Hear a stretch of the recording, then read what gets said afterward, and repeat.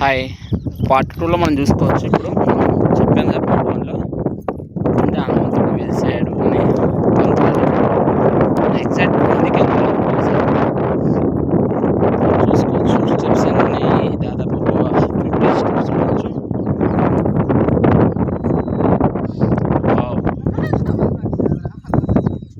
మరి పూల చెట్టు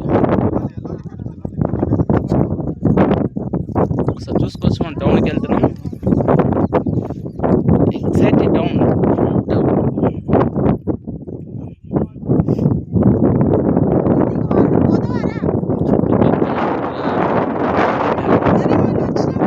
చూడవచ్చు. భక్తురాలు ఎవరో తను మళ్ళీ వచ్చినప్పుడు వెళ్దా అంటున్నది.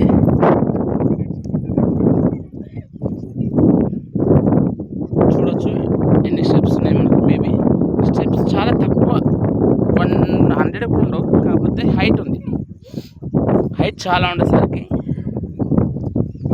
డౌన్.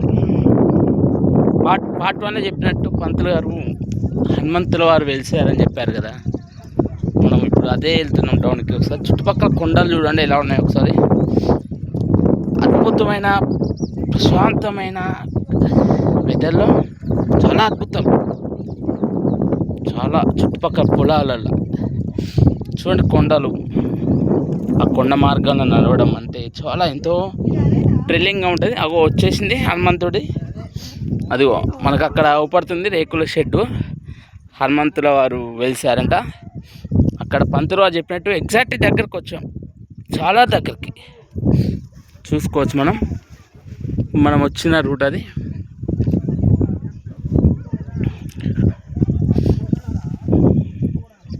చూడచ్చు ఇక స్టెప్స్ వేయలేదా లేకపోతే మిస్టేక్ అయిందా తెలియదు. ఇలా కొండ మించి నడవాలంటే చాలా ఒక థ్రిల్లింగ్గా ఉంటుంది. చాలా అద్భుతం కొండల మించి నడవాలంటే.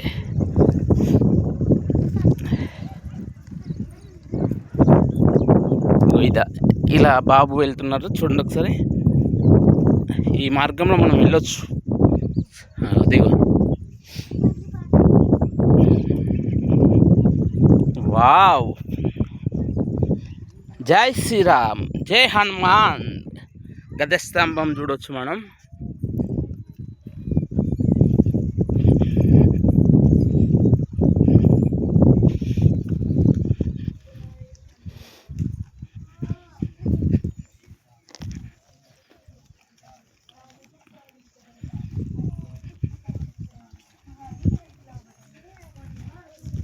గజస్తంభం పూర్వం హనుమంతుల వారు ఇక్కడ వెలిసారని చెప్పారు పంతుల గారు. చూడవచ్చు మనం. జై శ్రీరామ్, జై హనుమాన్.